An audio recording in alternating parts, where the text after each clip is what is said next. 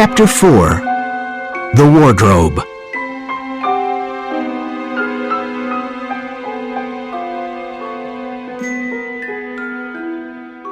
Nick's room was the perfect place to plan things. Let's find out more about Mr. O'Neill, said Bill.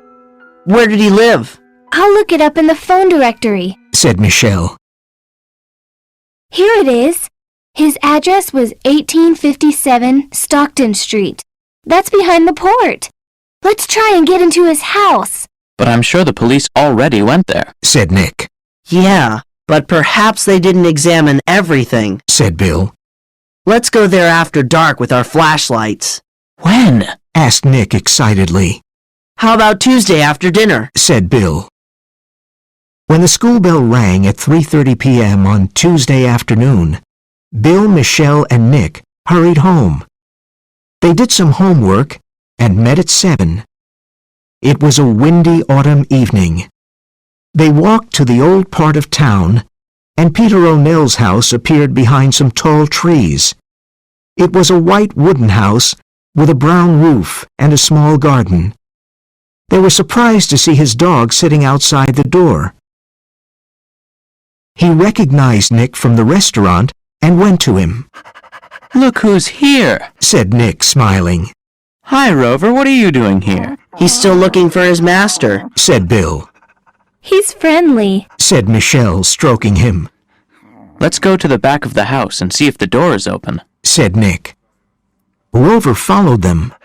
The back door was locked, so they opened the kitchen window and climbed in. They stood in the dark kitchen for a moment.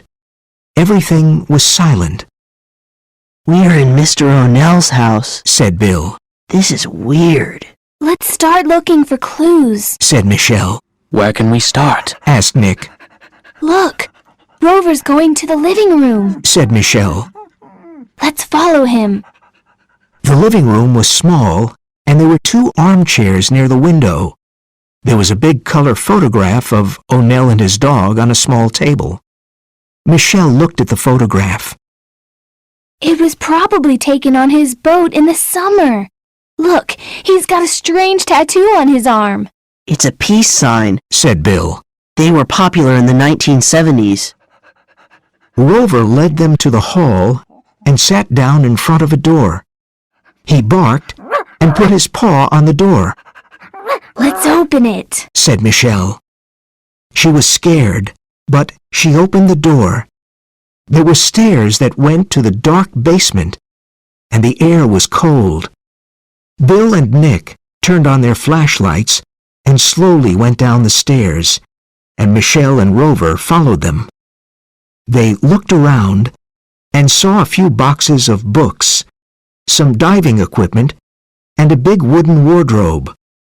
Rover went to sit in front of the old wardrobe and started barking. Why is he barking at the wardrobe? asked Nick as he stroked the dog's head. He barked again and looked at Nick with his big brown eyes. Then he began pushing the wardrobe door with his paw. Let's open it, said Nick. His heart beat fast as he turned the key and opened the door. He saw 2 scuba diving suits. There's nothing interesting in here, he said, closing the wardrobe. Rover barked again and pushed the door with his paw. Nick opened the wardrobe again and looked inside carefully. Could there be something behind this wardrobe? said Michelle. Like in mystery novels, Michelle? said Nick, laughing. Yes, exactly, said Michelle. Come on, let's try and move it to one side. Okay, let's try, said Bill. The wooden wardrobe was very heavy, but they were able to move it a bit. Rover was right.